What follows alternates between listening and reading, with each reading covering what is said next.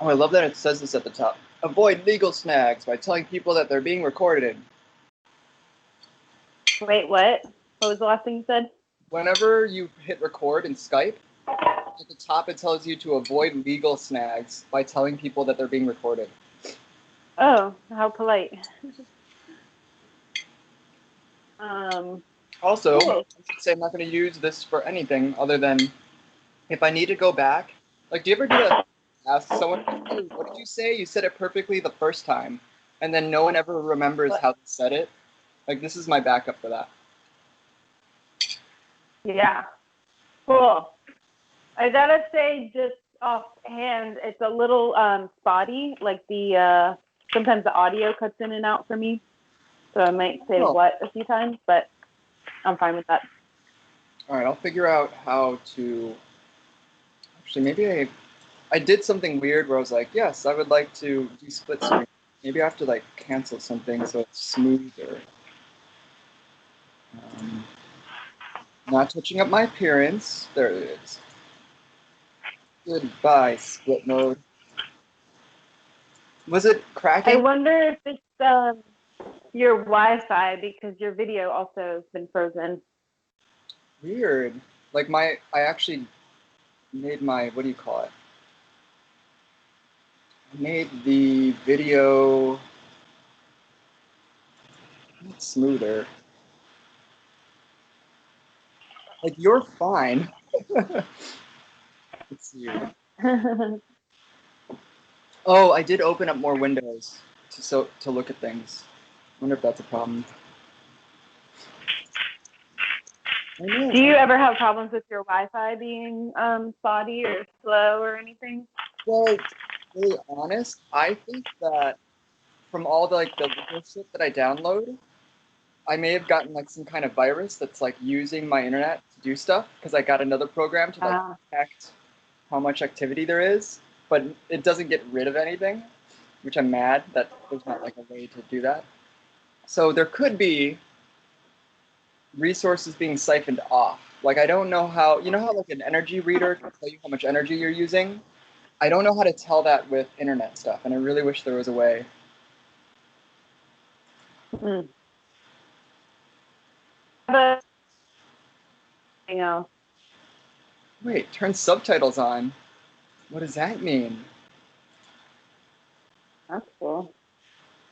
I'd be so curious. That means it's gonna like transcribe everything you're saying, or if that means it'll transcribe what I'm saying. Ooh. Okay, audio and video call settings. Microphone is fine. Testing audio is fine. HD camera is fine. I wish that it was kind of like YouTube. Like, you can actually choose a lower resolution in YouTube. It won't let me. I mean, maybe it's my Wi-Fi. I don't think so. My image looks like it's a black square. Oh, crazy! It actually transcribed what you said. Cool. Oh, that's cool. Fuck yeah.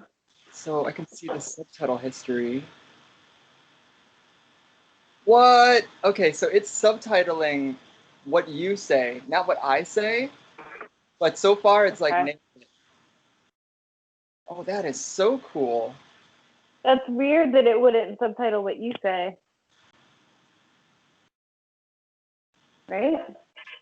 I have no clue. I didn't even know it's subtitles. Only show subtitles for other participants. Okay, now I've turned it off so that I will also be included in the subtitles. Nice. Oh, cool, it works! Alright, I'm not gonna lie. This is pretty nice in terms of like accessibility. Yeah, that's super sweet. I mean, yeah, especially free. Oh, that's right. Yeah. That's like my only hope in terms of privacy is that all this stuff takes up so much intense data usage that they couldn't possibly save everybody's videos. I don't know if that's true or not, but I'm just like, free is never free on the internet. Right. Yeah. What are you making? Well, my brother just came into town, sort of semi-unannounced, No. which is kind of funny because it's like road trip, so it's like plenty of time for some, for just letting me know. But he rolled in, but I kind of like that too, except that he wants me to come with him back, and I'm like, I kind of got like shit going on, but like, I don't know. I sound like a curmudgeon, but it has to do a little bit of my relationship with him. I adore him, but he can be an intense person and frustrating sometimes. But anyway, I'm gonna. Brother. Huh? I don't think I've ever heard you talk about your brother. It's my twin brother. I have a twin brother. Like, I knew you had a twin, but I don't remember the other part. Like, your relationship to him. I mean, we're really close. So off. I know you're recording, but like off the record. We're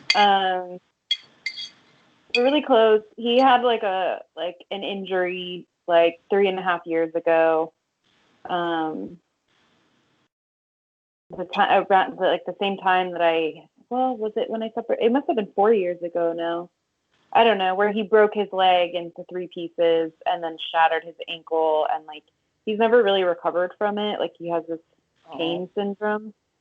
And so it's like he's changed a lot since then. And I try and be really, sympathetic because his quality of life has changed a lot. He's like basically he's a chronic pain person and has to take like narcotics every day to like manage it. Oh. And so I know that the medication fucks with him. I know like just like the reality of it, like how he's going to age, and like he's 37 and like is in constant pain and like has the rest of his life to basically live with that sensation. And he's like, he can be very controlling. He can get aggravated very easily, and I feel bad like saying this stuff because he's such a sweet and good person, but like he's also incredibly difficult because he just has like kind of a low tolerance for, like, he's not very patient. He's very impatient. He's very impulsive. He's like, I don't know. So it's like I love him, but he's just a hard person to be around sometimes. In my head, I'm just always assuming that twins have to be like super similar, but you like sound like you're just describing a very different person. We are similar in so many ways, though. Like I think like we share that we're both interested in a lot of things. We're interested in information and in knowledge, and we're life learners, and he gets kind of obsessed with a subject and then like pours into like reading about it or watching documentaries about it, and but he's also very different from me. I've always been like, I think, the more light-spirited one. And he's like, I don't know. He's like very sensitive in a lot of ways, and he always has been, even before his injury. I'm sensitive too, but in different ways. It's interesting. Yeah. I don't know. Anyway, but also like we have very different life situations, because of him with his injury. It's like, I don't know how I would be if I was in chronic pain, Yeah. So anyway, yeah. So he just came here yesterday. He told me the day before, and then and now we're gonna hit the road tomorrow to go back to Miami. I was about to say, this trip means going back to Miami from LA. That's like all I could think about. It's like, that's a long distance. It is. I've done it several times before. Never from LA to Miami. Always from Miami to LA. Actually, I've done it like 3 or 4 times, and it's fucking fun. The country is cool, but I'm also going with like this chronic pain person, so it means like he can't walk really, like for extended periods or lengths. Like he really actually just can't walk much, Like he looks able-bodied, but he's disabled. So it means like, when we go into like a town that we want to check out, we can't like walk around and check it out. Like, so we'll probably do like a drive like drive around. Like last night I just did like a little driving tour with him through like we went to Mulholland Drive. I showed him the hotel I work at in Beverly Hills, and we drove through some of those like driveways of some of the fancy hotels in Beverly Hills. We went to the like he loves the movie Die Hard, so we went to the building that it takes place in, also in Beverly Hills. And then we went to Venice Beach, and like we actually did get out of the car and walk to the water. But so for him to walk through sand, oh my God, yeah, sand's tricky. Yeah, he has to like hang on to my shoulder, and I have to like support him a little bit and it's it's painful. So anyway, I don't know. It's just like a different way of traveling. So I'm trying to figure that out a little bit. And then he's also like not much of a planner, and I'm like, well, we got to know where we're sleeping, and I have this because I'm dropping everything to do this. Like I have a meeting on Wednesday that's like pretty important, so I need to like have Wi-Fi. I don't know. It's tricky. I don't mean to go on about all this. I guess what I'm saying is that I'm making it's a wild thing that you're like, I could just go to Miami, right, on like a day's notice. Like that does kind of blow my mind. Yeah, I mean, it's pandemic time, right? It's like we're all just in a different. I don't know. It is. It's weird. It's a little crazy. But fuck it. I mean, I can do it. We're doing all these things through Zoom and stuff, so. Yeah. I always wondered, though, also, like, one of the things that I try not to think too much about, but I always feel like, what would people do that have disabilities without some of the ways that, like, convenient things of life, like having a car is, like, I guess a really wasteful thing if you, like, are singularly own a car, or that's at least what I heard from the people at Ecozoic. But then I'm like, there's so much about life that seems so convenient for people with disabilities, if it's like plastics or other things. I just feel like what gets in the way when I think about trying to be a more ecological person is like all of the different ways that people who are disabled get helped by things. I feel like it's like counterintuitive, or it's like two forces that battle against each other. You're saying that like the things that help people with disabilities are things that are considered ecologically unfriendly? Yes. Yeah. Sometimes, I guess. Yeah. I don't know. It's a weird thing because I'm also thinking about how it's great that everyone's on Zoom, which technically means everyone's communicating the way that if people are like constantly in bed, that's actually how people would attend class, or that's how that like contact their friends even if they lived in the same town. So like that's cool. But at the same time, I think like the internet does have like a footprint that no one really thinks about. I mean, it has a cost. Oh, I definitely did not think about that. Yeah, like I want to figure out how they figure the what's it called? I know your data has a footprint, and the usage of it has a footprint, and all of it still funnels through like really big corporations. So I'm just like, oh, it's so sad that corporations are the things that run all these things. Besides the fact that they're wasteful. Ugh. But anyways. Yeah, that's depressing, dude. My mind's at. I'm like so 100% in this realm of like, this is the dilemma. I'm just gonna like use my time to go to its full end and see where that goes.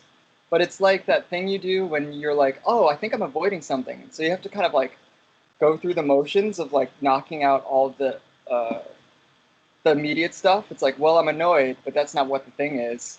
So now I need to think about why I'm annoyed. It's like that.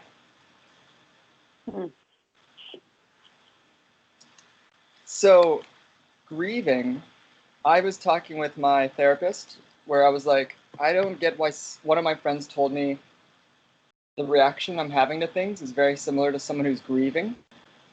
And then I just like accepted that. I was like, okay, I'm grieving. But I honestly always assumed that grieving means like the death of someone, not like any kind of loss.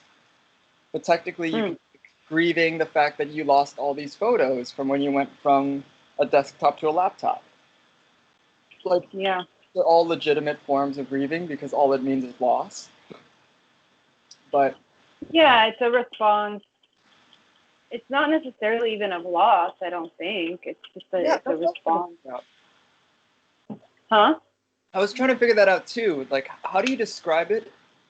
If it's a response, then not necessarily loss. Because I feel like I'm at a loss for figuring out why I'm grieving. Even though I have an outline, it's still like a black hole. That and I want to do somatic therapy, but I can't because, pandemic. Yeah. I'm pulling something up, like the NAP ministry. Yeah. Net She ministries. just posted something today that I was like, fuck yeah, like I know this, but like I need to hear it more often.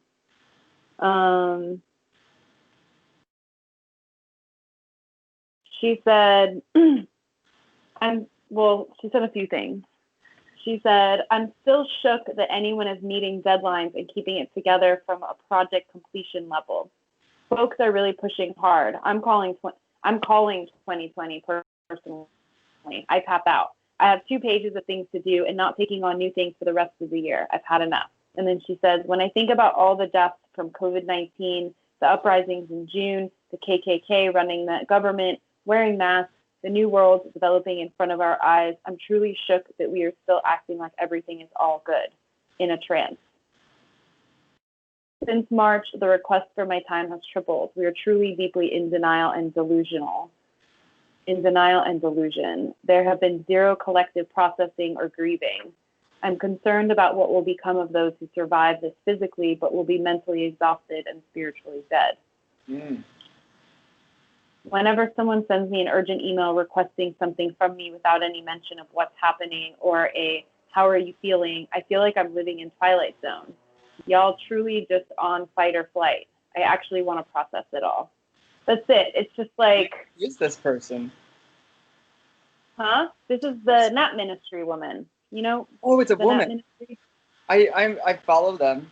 I just have no clue, like, what's the background of the person who decided to start that Instagram account. Like, they're pretty great. Yeah, she's a black woman, and I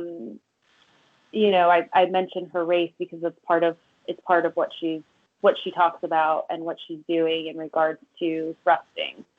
I wonder if she's and she's not like, huh? Well, it says that she went to seminary, and a lot of someone's work was in some book. What is it? Oh my God, I wonder if I'm reading this book. As Persistence and Prophetic Imagination by Walter Brueggemann. Oh. So I've now met multiple black women, this being one of them, that are like Christians. And I'm still on this kick of being like, why are there so many Christians in my life? Oh, that's interesting. But also I mean, huh? Christians and Buddhists. Oh, interesting. Huh. I don't feel like I hear people's religions come up a lot amongst like those that I know, but I think it's because those that I know personally don't engage with any kind of religion, which makes me kind of sad in some ways.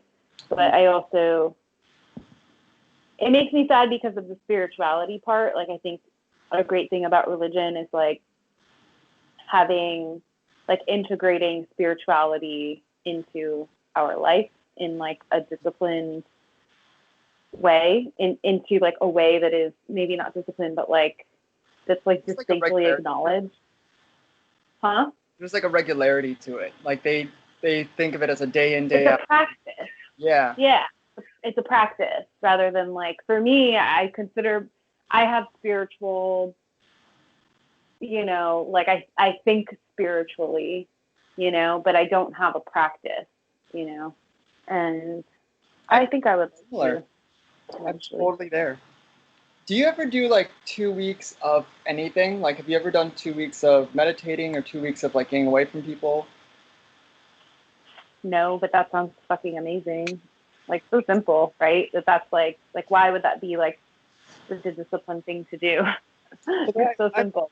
Yeah, that's what I'm doing. Well, I'm attempting it. It's so hard because I made so many plans before, so I've only canceled like half the things I promised to do. But like I remember when Joey went to do like 2 weeks meditation, and then I found out another friend of mine, Linda, also went out to Joshua Tree with. So I feel like in some ways there's like this intensity. It's like the people I know who might build up a lot of stress, but then they are also sounded like they created, like that's when they started having a regular practice of meditating.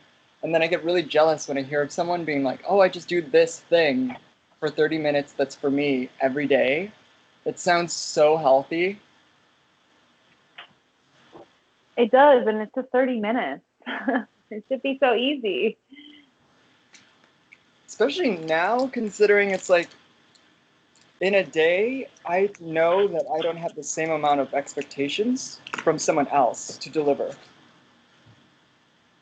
So it's entirely a You mean world. because of the pandemic specifically? Yeah, yeah. But I think it is still hard to like turn your own brain off and like have a to-do list that has a realistic idea of what you're supposed to get done. Oh my God, this would be a fun question to ask you. How do you not burn yourself out considering what is like your bare minimum that you require of yourself for like the artist census? Because I feel like it's so big, you could easily get burned out through like multiple ways. Yeah. Well, I have gotten burnt out several times, and that's not like it's like a period. Like I'm now burnt out, and that's it. It's like I've been burnt out. I got burnt out last year.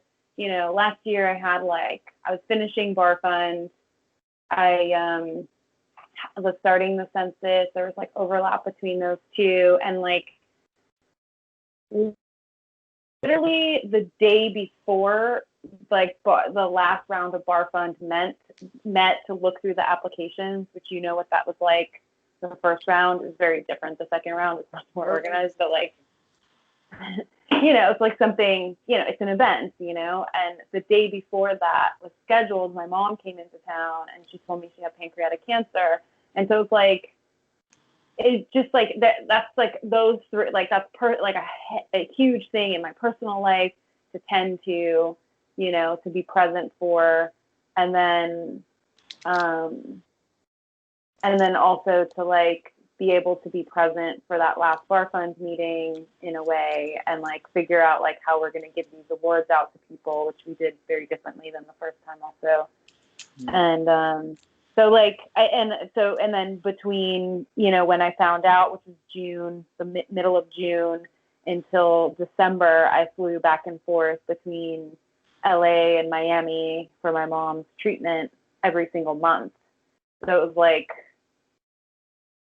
I have my job as a massage therapist working at a spa. I have my private clients and flying back and forth to Miami every single month. I had BarFund for the first couple weeks of my mom's diagnosis, and then I had census. And like, yeah, I got burnt out. It's like, I think, I wonder if like the humane thing to do would have been to just stop the projects, like stop the census. But instead I just slowed down with it, and it was sort of a nice distraction when I came back to LA. But distraction, I don't know. Do I want to be distracted necessarily from my mother's potential death? Not really. But I don't know. You know what this actually reminds me of? This is going to sound such like a non sequitur. When I was growing up, I was always like made aware by friends I had that I was like more privileged than them. And they were like basically friends of mine that I wouldn't think of as like poor and white. But part of me is always wants to say like, I'm surprised that not more white people are racist, because I know how hard white people's lives can be, especially if they're like a white woman. And I feel like the ways that like worlds come crashing down I'm always a little. Some part of me is like shocked because of how much I'll hear from some people. They'll be like, "Race doesn't matter. My life sucks. Like no one's helping me." But at the same time, I'm kind of like, does anyone ever like applaud the white friends that I know? Where I'm just like, wow, that's so much shit. Like you just described to begin with, like a close family member that has a disability. Before that, it's about like trying to talk with people, growing up your whole life and having to like have them have normal conversations with you because your dad passed away when you're younger, and then having your mom pass away in such a way that you have to fly out every month while trying to figure out your jobs, because like you just figured out how to like get back into the workforce. I feel like when you were going through BarFund, because you were describing only having like $2,000 to your name, applying to the Women's Center for Creative Work, and it didn't like pan out for the mental health thing. Like I just remember Yeah. there's so much what you described doesn't have like a woe is me background to it, but it's like literally six or more things more than I've had to deal with in the same amount of time. But I'm still kind of amazed that you haven't blamed anyone else or said that like no one sees your situation as just as bad as say a black person's. Like I'm just kind of like, Oh my God, dude! It's just not. but it's kind And of amazing. I Like see them other as flexible being people are. very. I see this as being like very different. Like I don't think you can parallel these things. I would never lump these Yeah. things up. My personal experiences with like, this like systemic um I'm like, how do you describe racism? But Like, also, I feel like you're held up spiritually or something. Like you don't go to a place that like blames you for bad things that are happening, but you also don't get like indignant about like this bigger system that's super fucked up. Like you do when it comes to like artists don't get paid enough, but you never go into like a conspiracy theorist realm. And I know a lot of other white people that either A, think that they are victims, which they could legitimately be like, more people pay attention to this plight than my plight. But you literally have like not been suckered into any of the, like the pity things. yeah, I don't know. I mean, my problems are very separate from the racial issues that are happening now. And I did grow up very like privileged in a lot of ways. I mean, my family wasn't like wealthy by any means, but like, I had like two parents that were loving. They weren't abusive. They didn't have substance abuse issues. Um, they cared about us. They were like, they like made time for us. That's like just, I mean, that's my found. I have like a strong foundation. I was like lucky to be born into that, um, spiritually born into that, like with these individuals, and then also like socio-politically, economically, like, or like we'll just say socio-politically, like, yeah, like being born into a family that like, I don't know. I mean, every family has like their like I do have like the Armenian side of my family, which does have like a history of like, you know, genocide. And I was raised with that, but I wasn't raised like, wasn't like, I don't think any Armenians are very like, it's like, I think when Armenians speak of that time, it's like, like it's through anger. It's through anger. Mm. Um, and that's something that definitely drives me, and I think that I channel. But I don't know. This is kind of a hard conversation to have because because I've never had it before. It's really interesting though, I because think, it's, yeah, it's delineating things, and I'm like, it's just like a very separate pot to me. What you're talking about, it's like, yeah, I've had like things happen in my life that are hard for sure. I mean, I lived with after my dad died as a teenager, like I had post-traumatic stress for years and like didn't even know it, and like and therefore didn't have like, probably the things that would have helped me during that time. Instead I like was very destructive, and but somehow, yeah, I don't know if it's a spiritual thing. I don't really know. Like I somehow made it through that. Like I could easily have become like a drug addict or You know, I could have really spiraled. I don't know. I think part of it I was realizing is the difference between you and me is I'm always shocked that you don't have this thing come out that's like, why me? Which I think is something that I haven't thought about in a while, but I know that I used to be like, oh, this sucks. Why me? And I feel like I never hear you convey that. Really interesting. Yeah, I would never think that. I don't know. I mean, I think like my life was great until I was like, until I lost my dad, you know, and I think like as a teenager, I was like kind of, I was very emotional and kind of had like a deeper, like dark kind of, you know, thing, you know, that I was dealing with. I don't know what that was related to. Maybe it's just fucking hormones. Maybe it's like,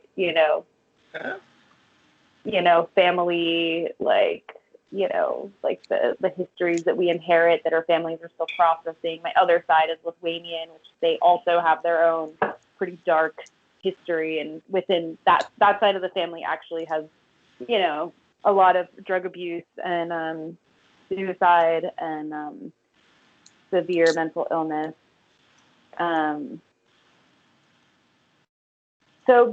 But I don't know. And then my dad died when I was 17, and it's like that event is so, my experience of that event is so, I don't know how to describe it. It's not like something I would ever say, why me? I mean, I didn't think that could ever happen to me.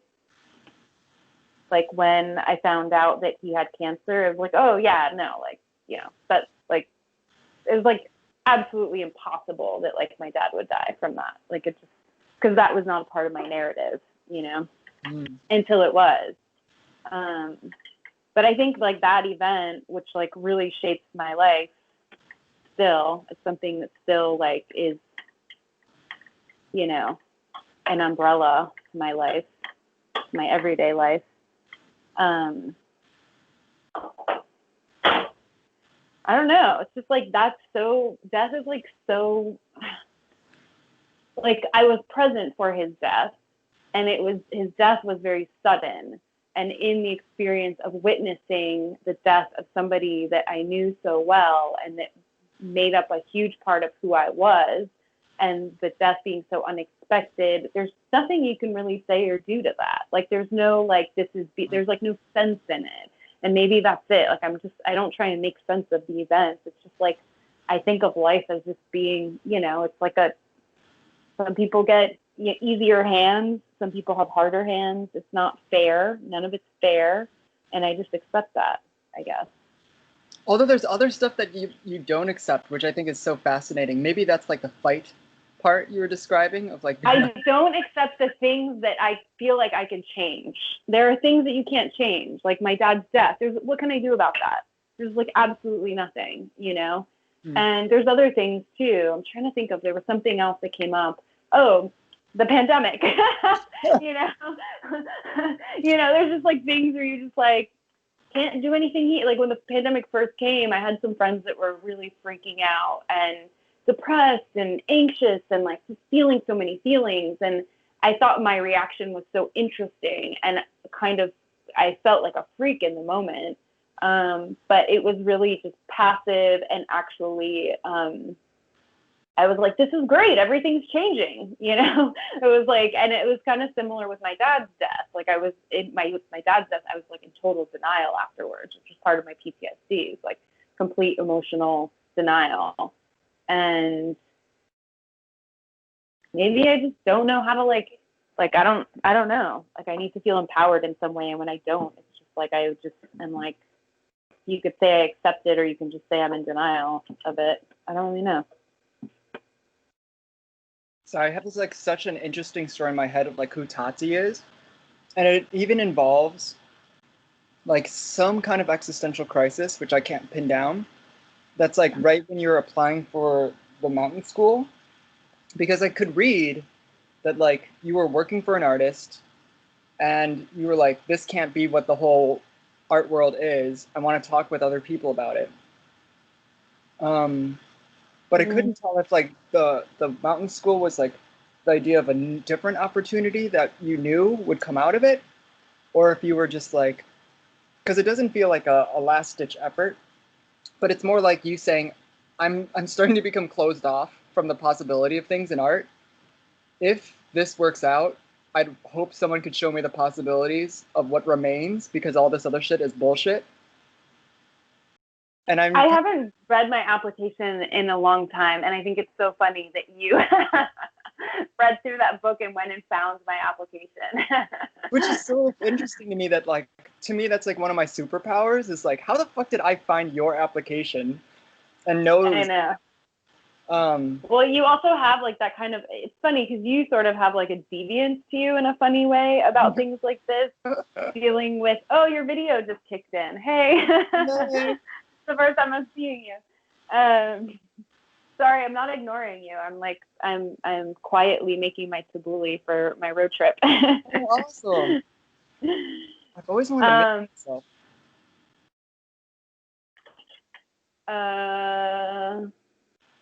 Yeah, you have this funny deviance to you. Mostly, like, and I'm just thinking about it with BarFund, the first round of BarFund, and the applications, and like you anonymizing them and sending them into that time capsule. Oh yeah.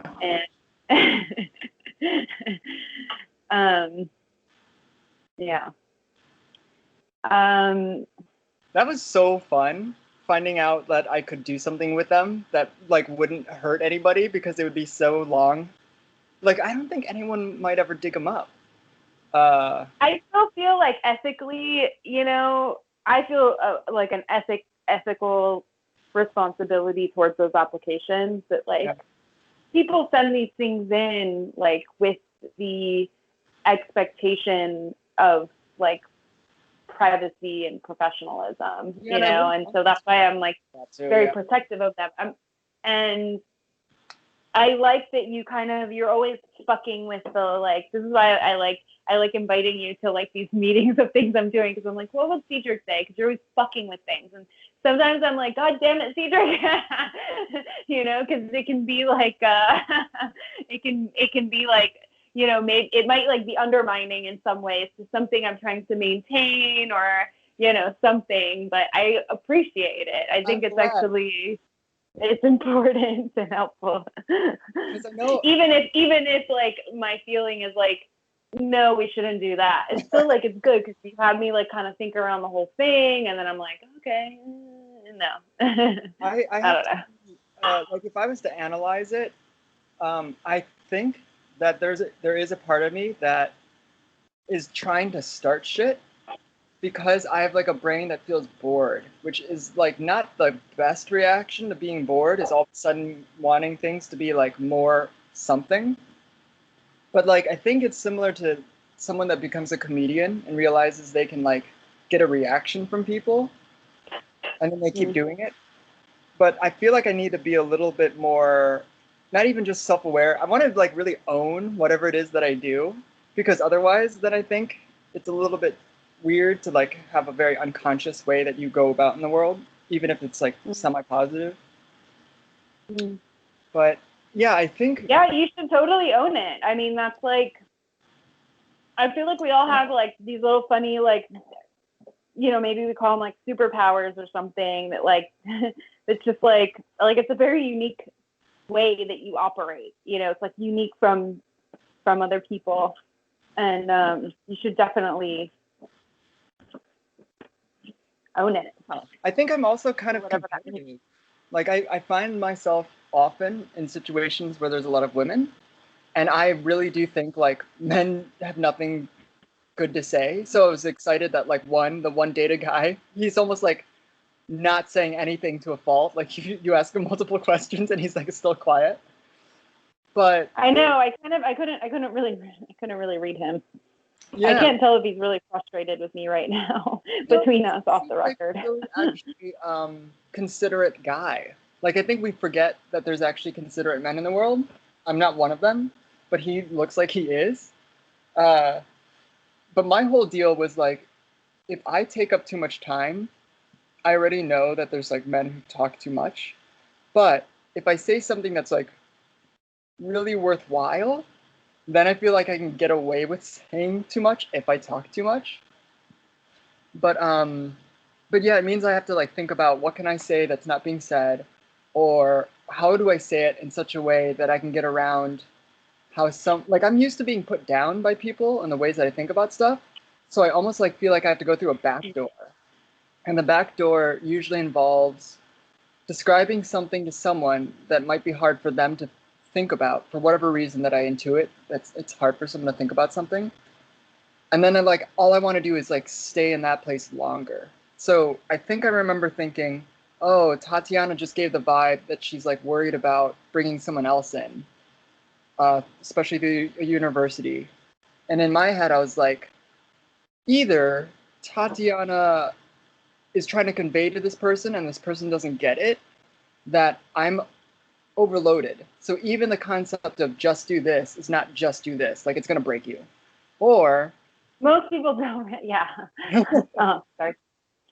or the other thing is like technically you could also be the delusional one in which the person's Yeah. telling you how to do things easier if they actually are. Because sometimes I don't think it's easy to tell if someone's just like talking because they've got a good idea and they don't really care if it gets implemented. But like I'm someone who cares Yeah. so much about if it is possible to get implemented Yeah, me too. that I Yeah. get over vigilant about like, all right, maybe you didn't put it the right way, because it's kind of like telling someone, oh, well, you're depressed, go see someone about it. Like if you just said something that vague, it's both true and then becomes like this burden of you needing to do all the steps of like, well, what does it mean to find the right person? What does it mean to like even tell yourself if you're depressed, you're not leaving a house. So how the fuck are you going to get to a house and talk to someone else about it? So like to me, what people forget is that like sometimes you do need people to hold your hand. And what I hate is that there's a huge stigma against the idea that either A, asking for help, or B, having someone help you by holding your hand. Like people really think that you'll only truly learn something if you like have a hell of a time to get there, which I think is like, Yeah. it's weird because I'm thinking like part of it might be true. Like, yeah, there's things I've learned when someone literally told me, I could do this for you, but I think you could do it and you'd learn more if you do it. I understand that that is like, it's been one of the best gifts I've ever gotten from people, is like if they're smart enough to tell me that I could do it without telling me.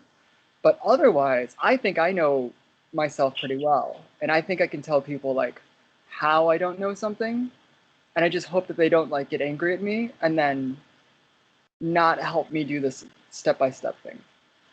Which is still a lot to ask. It's like your brother holding onto your shoulder. It's like no matter what you're asking, it's usually to move forward, but you still can't do it without it being like with other people's help. So it's like both a Yeah. little awkward to ask, but also like I'm sure I'd be super curious like how much of your brother's impatience is like made worse or will at some point be better because of his disability. Because you can't have How impatience. much of his what? His patience? Is that what you said? Yeah, impatience. Oh. Because I think that it's they're like oil and water. You can't be impatient if you have a disability because that's a form of denial. Like if anything, disability is about the actual body that you have being made more aware. And I think when you have a functioning body, you're actually less aware of how your body functions. And then, Yeah, I mean, I think he is in denial, or he has levels of denial. You know, I mean, I think he's definitely had to process a lot since then. So I don't want to like, you know, I don't actually even know. I shouldn't speak. I shouldn't label him because I don't know. But I do see like levels of like I see that there is some denial I mean, with some things. But I think he's also been given a really hard time. by people that are close to him, because it's sort of an invisible injury. Like he looks, you know, he can walk. He's not like in a wheelchair or on crutches or anything. And like, you know, pain is an invisible thing. And I think there's a gendered aspect to it. I think if you're like a guy, there is an aspect to like denial. That's like your hazard. Like that's what men get out of the different types of hazards that there are. That's a really good point. You're absolutely right. I think just thinking about the people that give like my older brother, that's like a whole thing, whole complicated relationship. Yeah. Anyway. Oh God, it's so weird because anytime you talk about your siblings, Tati, I'm just like, one day I'll talk with my brother, probably, and then like my mind's a little bit like, yeah, it's still too far of a stretch to imagine like that concept of like transformative justice or something. Like, oh, I didn't know you had a brother, actually. I might have at one point, but I didn't remember that. Oh yeah, I have an older brother that I began really like I've always disliked him and therefore created a whole personality that was like in opposition to wanting to be the opposite of my brother. And that includes things like my brother would date Asian women, and then I just realized more recently that like maybe one of the reasons I never think about my interest in Asian women is partly because like, oh, that's something my brother would like. He likes fast cars, he likes speed, he likes a certain kind of like regularity to life, so he always expects it. And like I feel like I just wanted the opposites of my brother because I was always like, my brother's so screwed up, and I have no sympathy because he would beat me up as like a kid. But other people that would get over that, I'm realizing part of why I have such a problem with my brother is because my parents were like an added layer where like not specifically my dad, but my mom, I'm realizing like through my therapist, she's like fairly unemotional. But I can put it squarely on both of my parents that they made me feel equally complicit when my brother would beat me up. So I didn't have like any kind of safe space between my brother and my parents. I just assumed my parents were my enemy, but my brother was my like original enemy. And now I'm like, oh, my brother's not my enemy because he was a kid, and now my parents are the enemy because they're the parents. And like listening to Brene Brown, she's like, she has zero tolerance for her own kids belittling each other. And like that made me like feel so sad because I realized that my parents still don't get how important it would have been to be like and I talked with them on a Zoom call, and they're like, what could we have done better? And like without even flinching, my brain immediately said, you could have sat us both down, said it is not fine that you both hate each other's guts. No one's leaving this room until like you guys until we as a family resolve this.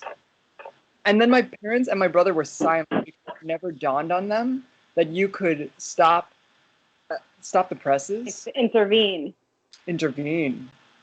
And the fact that I came up with it so quickly made me think, wow, I've got a lot of like really strong ideas my childhood should have been, and really strong ideas of what I think I get from my friends, which then replaced my family. That's pretty amazing, dude. Which is yeah. Like my family includes like you, Dan Bustillo, Kay, Joey Canizaro. It includes like a couple other people too, but I remember thinking like, oh, these are the people who. Oh, and my friend Stephanie, who's a poet in Detroit. Who else is it? Christina Villamor was one of the newest people to be in this like super inner circle of like who I don't mind crying around. I mean, in terms of like, I actually look forward to crying around certain friends because it's like I know I'm gonna get like a lot of insight because other people go through their own journeys and don't mind sharing it. So like you and some of my other friends are like the types of people who've never made me feel ashamed if I asked you like, what was step 1, step 2, step 3, and then the breakdown of step 3 being like A, B, and C. Like you generally were like, okay, yeah, let's talk about it. But I think other people aren't actually confident enough to like try, because it's not even that you have the answers, but you are willing to try to figure it out. I think other people get really self-conscious and they're like, well, if I say the wrong thing, I don't want that to be held against me, and so I just don't do it, or I don't go there. Well, they might also lack the tools, or they might also lack the interest. Some people just aren't like, I don't know. I've been digging through myself for a long time. Like, that's just, it's like how I am. It's who I am. It's how I operate. It's how I survive. It's like trying to understand, you know, why I feel a way or why I do something or whatever. Some people don't operate like that. And so maybe. I feel like that was the other where you were very heroic in my eyes. It's like, at some point, you made such a conscious decision to go into studying body work and then did it. So to me, you had a turning point that I don't know, like what the precursor was to it and how you figured it out. But I do remember thinking like, oh, you're not someone who's going to have a midlife crisis because you had your midlife crisis. Like, I don't think people just work because they found their calling right away. Like, I know some people that did. But I feel like that's in you. It's like you could speak to X, Y, and Z. Otherwise, you wouldn't have gone into a form of therapy. And my friend Mallory's the same. She became a yoga teacher, even though she's a poet. And I know that she had a huge crisis that like threw her into yoga, and she didn't know anything about yoga up to that point. Yeah, I mean, I went to massage school when I was 18 after my dad died. So that was that crisis. It was directly related to his death. I didn't realize you had such a huge time in between, though. Like 18 to when you started doing it, like more for work, or is there a time that you? No, I did it like I went to school. Like I graduated when I was in high school. It was my senior year when my dad died. I had applied to a few art schools because I went to an art magnet high school, and I got into all of the schools I applied to, all the colleges, and I just was like, I don't know, it just didn't. I think because my dad died, I was like, well, I'm not going to do what I'm expected to do or have to do or feel like I have to do. Like I think a lot of students or people in certain kinds of families that have that expectation, not to say certain kinds of families, I should just say families that have that kind of expectation of college. But like my dad died, so I was like, fuck the world, like, you know, like that just happened and like was not expecting that. So like I'm gonna go on like a whole other thing. And massage school was part of that. And then, you know, I went because I just thought it would be cool to like learn about the body more. I was really into figure drawing, you know, when I was a teenager, and I was like, this could be like a cool way to like, you know, more intimately be like tracing the body, you know? And when I got finished, I was like, well, that was cool. And my mom's like, no, you're going to get your license and you're going to use it because I just fucking paid for it.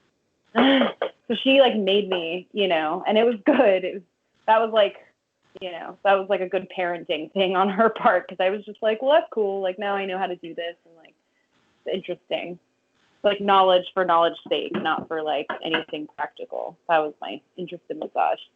And so she made me do it. And when I was 19, I got licensed and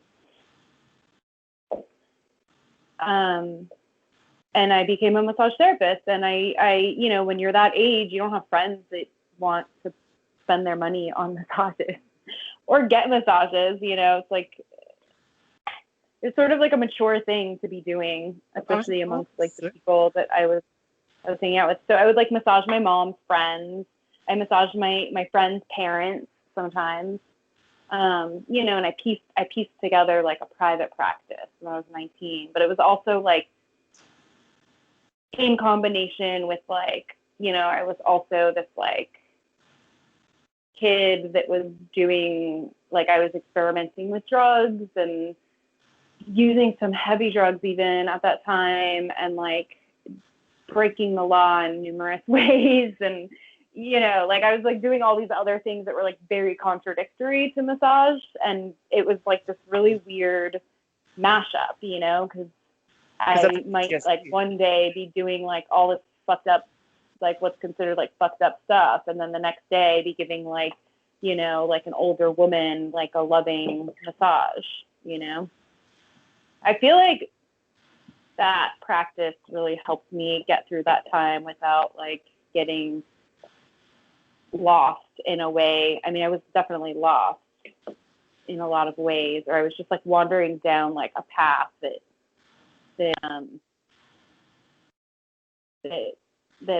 like I was wandering down like a destructive path, like a self-destructive path. And I think massage was like always like one line into like this other world that like I probably really needed, but I was doing it from a young age. Yeah, I'm not gonna lie, this is shocking. Like, you've had a longer practice than most artists I know our age, considering that if you were taking it seriously as a career by 19, like that's a long time to have been in a career without changing. Well, I did. I had 4 years when I did it in Miami for 9 years. That was my sole source of income for 9 years. And, I never made like a lot of money off of it. I always lived like very poorly. But, it was my income, it was my sole, I was able to like, pay my bills and stuff with it. And then when I moved to LA, I moved here because I was really excited about the art scene. I came from Miami where the art scene's like much more insular. And I was just excited about the art scene here and to be an artist here and like wanted to just like get it, and so it's like, let me like work in the art world and take a break. And when I left Miami, I was kind of burnt out from massage actually, because I spent the last year in Miami working at a spa. I had been only private practice, and spa work is like really notoriously very hard for massage therapists. It's just like a different type of energy that you're putting out. And I got burnt out from that. And so when I moved to LA, I was like, I never want to touch another body again. And so then I like worked in the art world, which some of that. Like I worked for Andrea and Was that one of your first jobs coming here? That was my first job. Well, actually, no, that's not true. When I first got here, I was like, I had a hard time finding work. I interned at Francois Gabali Gallery because I was like, well, let me just like try and do something somewhere to just like be in conversation with this scene. Oh, so that was like full circle for you. What, like working with them for BarFund? Yeah. Yeah, I have like a relationship with that gallery. That's it's very